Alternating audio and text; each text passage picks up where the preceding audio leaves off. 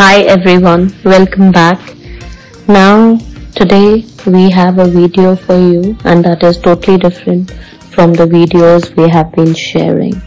This patient suffered burns. इनको burn हुए थे फेस पे जिनकी वजह से इनका लोअर पार्ट पूरी तरीके से जल गया था। ये चाहते थे कि इनकी सर्जरी हो और इनका चेहरा जैसे पहले है वैसे नॉर्मल हो जाए, लेकिन ये बात आपको याद रखनी है कि एक बार स्किन कट जाए या जल जाए या चोट आ जाए 100% पहले जैसी नॉर्मल तो नहीं हो सकती। हाँ, with plastic surgery it can be as close to normal as it can be। अगर आप इनका चेहरा देखें, आप देख सकते हैं कि एक तरफ इनके चेहरे पे दाढ़ी है, दूसरी तरफ जले का बुरी तरीके से निशान है। ये पेशेंट मेरे पास आए कि मैम मुझे कॉस्मेटिक सर्जरी करानी है, किसी तरीके से ये चेहरा बिल्कुल नॉर्मल पहले जैसा हो जाए। मैंने इनको बताया कि पहले जैसा नॉर्मल तो नहीं हो सकता, बहुत हद तक नॉर्मल के करीब हो सकता है, क्लोज टू 70 to 80% भी अगर रिजल्ट आ जाएगा तो that will be a reasonably good result. बहुत सारे लोगों को ये रहता है कि थाई से स्किन काट के मुंह पे लगा दो जले पे तो एकदम अच्छा हो जाएगा, जो कि बहुत ही गलत सोच है। Plastic surgery is not just skin grafting. अगर हम थाई से या कोई भी बॉडी पार्ट से स्किन निकाल के कहीं भी लगाते हैं, वो एक पैच वर्क के जैसे लगता है। जैसे कपड़ों में रफू किया जाता है वो वैसे पैच वर्क की जैसे लगता है। तो skin grafting is not the ideal procedure for cosmetic surgery. The best procedure for cosmetic surgery is tissue expansion. ये tissue expansion क्या होता है? Tissue expansion में हम सिलिकॉन के गुब्बारे नॉर्मल स्किन के अराउंड डालते हैं। जो नॉर्मल स्किन है आपकी, उसमें ये सिलिकॉन के गुब्बारे डालते हैं और नॉर्मल स्किन को एक्सपैंड किया जाता है। इसमें 2 सर्जरीज रहती हैं। पहली सर्जरी में हम टिश्यू एक्सपैंडर, जो कि सिलिकॉन के गुब्बारे होते हैं, वो नॉर्मल स्किन के अंडर डालते हैं, जो कि बर्न और ट्रॉमा के साइड पे नॉर्मल स्किन है, उसके अंदर हम सिलिकॉन के गुब्बारे डालते हैं। फिर हर हफ्ते इन सिलिकॉन के गुब्बारों में पानी डाला जाता है ताकि आपकी नॉर्मल जो स्किन है वो एक्सपैंड हो जाए। जब वो नॉर्मल स्किन एक्सपैंड हो जाती है तो हमारे पास इतनी स्किन मिल जाती है कि आपका पुराना स्कार, चाहे वो ट्रॉमा से हुआ हो या बर्न से हुआ हो या किसी भी चीज से हुआ हो, उसको हम कवर कर सकें विद अ नॉर्मल स्किन।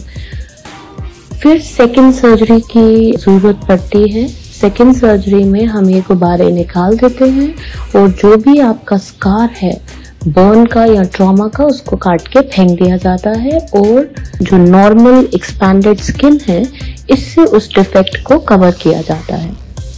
और जो स्टिच लाइन है उसकी प्लानिंग इस तरीके से होती है कि किसी को भी वो निशान नजर ना आए। Those lines are made in a way that वो उन शैडोज में पड़े कि बहुत ज्यादा विजिबल ना हो। अगर इस पर्टिकुलर पेशेंट में आप देखें तो इनकी जॉ लाइन के नीचे थोड़े थोड़े बाल थे, जो कि प्लानिंग के टाइम में मैंने प्लान किया कि ये बाल अगर चेहरे पे आ जाएं तो इनकी लगेगा जैसे मुंह पे दाढ़ी ही है। तो हमने जो जॉ लाइन के नीचे स्किन थी जिसमें बाल थे उसको हमने एक्सपैंड किया विद आवर सर्जिकल प्लानिंग और उस एक्सपैंडेड स्किन को हमने यूज किया उसकी दाढ़ी बनाने में। और अगर आप देखें 1 महीने में इसका रिजल्ट काफी हद तक एक साइड बिल्कुल नॉर्मल दिख रही है और जो स्कार्स हैं 1 महीने पे इतना दिख रहा है, लेकिन 1 साल के बाद मुझे लगता नहीं है कि ये स्कार इतने दिखेंगे।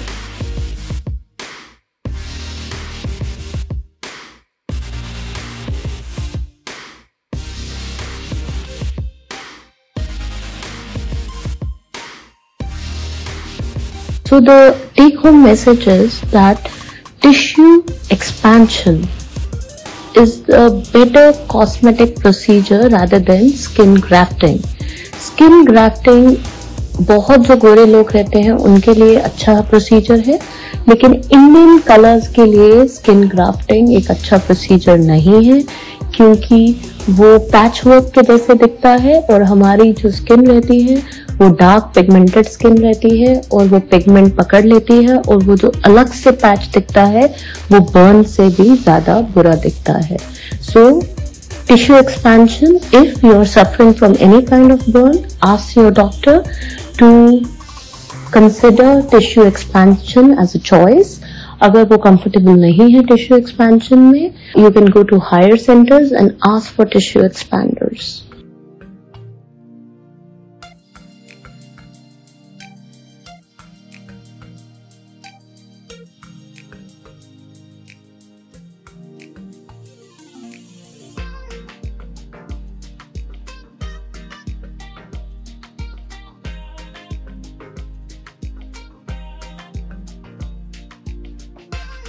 For more information, call on these numbers. Our managers would be happy to assist you. And if you want to know about the prices, please visit our website, our Insta page, and check the results of our patients.